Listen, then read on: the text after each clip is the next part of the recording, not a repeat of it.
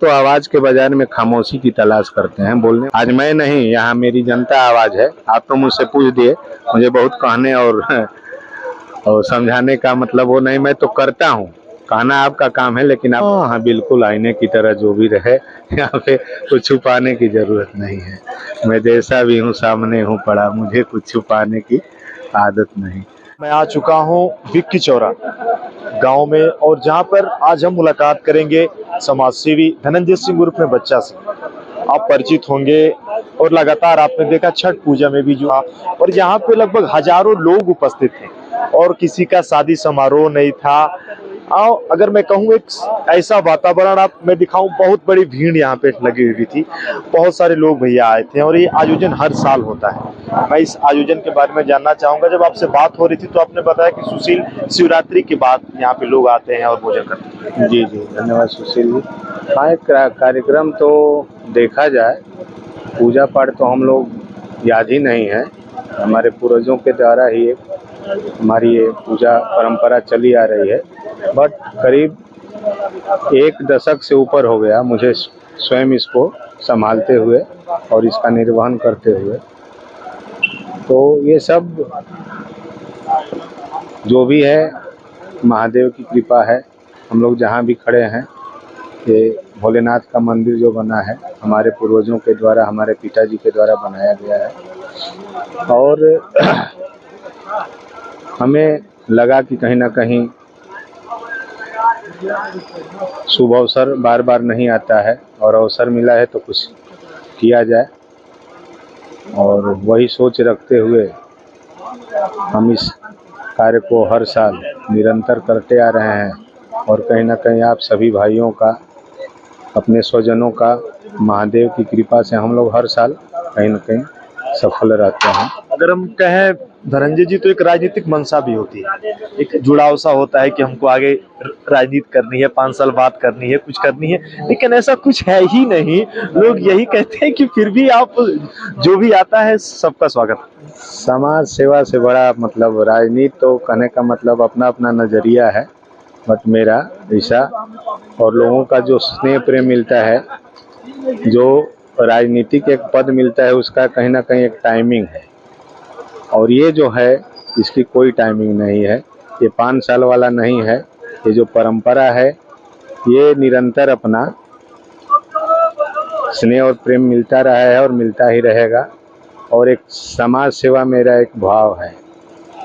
अगर मैं आपसे पूछूं, लाखों रुपए आप लोगों पे दे देते हैं या फिर जो भी काम होते हैं समाज सेवा के, थोड़ा सा मैं हट के पूछूं, क्या कभी भाभी जी ने कुछ नहीं कहा आपसे कि नहीं ये भी करना है? ऐसा कभी नहीं रहा।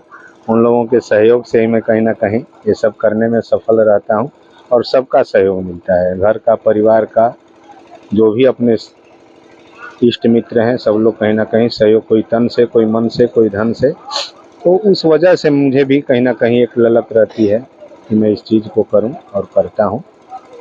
और कोई बात नहीं, अगर इसमें कोई भी कहीं से एक अड़चन डाले और कहीं ना कहीं अवरोध पैदा करे, तो शायद हम चाह के भी सफल नहीं हो पाएंगे। अगर धनंजय सिंह जी हम पूछें आपसे, मैंने कई गांवों में पूछा भी, लोग कहते हैं किसी की बच्ची की शादी ब्याह हो या कुछ और भी कार्य होते हैं मांगलिक रूप से, तो वहां पर भी आप हमेशा सहयोग करते हैं। अब जो यथाशक्ति, ऐसा नहीं है, बट करने वाले तो ऊपर वाले होते हैं, करते वही हैं। बट जहाँ से जो भी रहता है, जो मेरे बस का रहता है, मैं करता हूँ।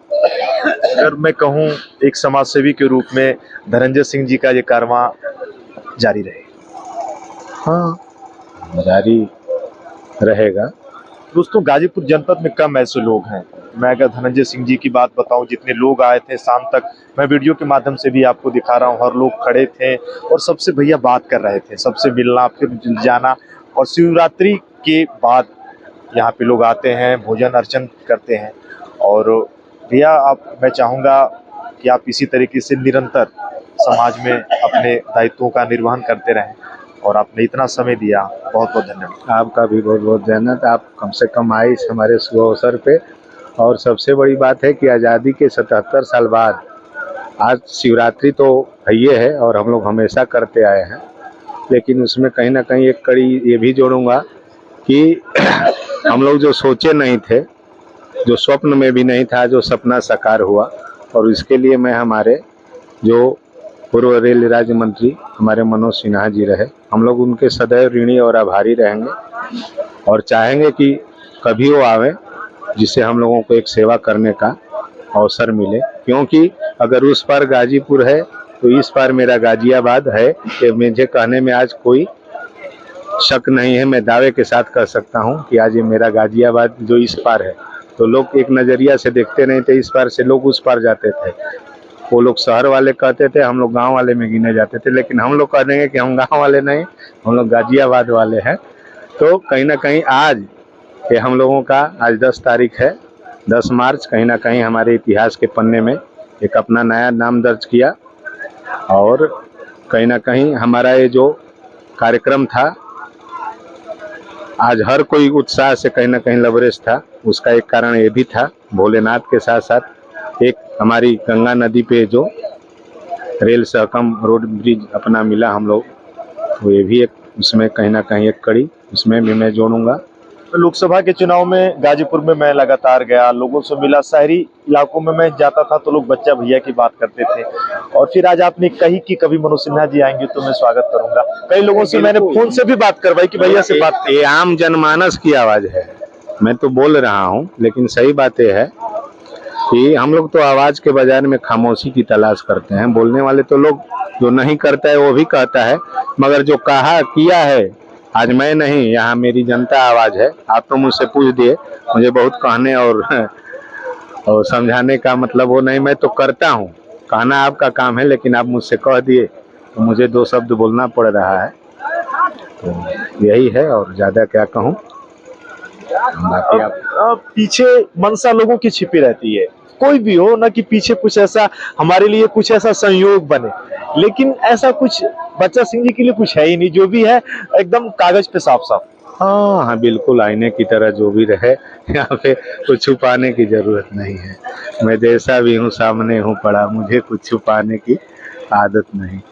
तो इतना सही कहूँगा। बाकी और लोग हैं, सुशील भैया, थोड़ा सा इन लोगों को भी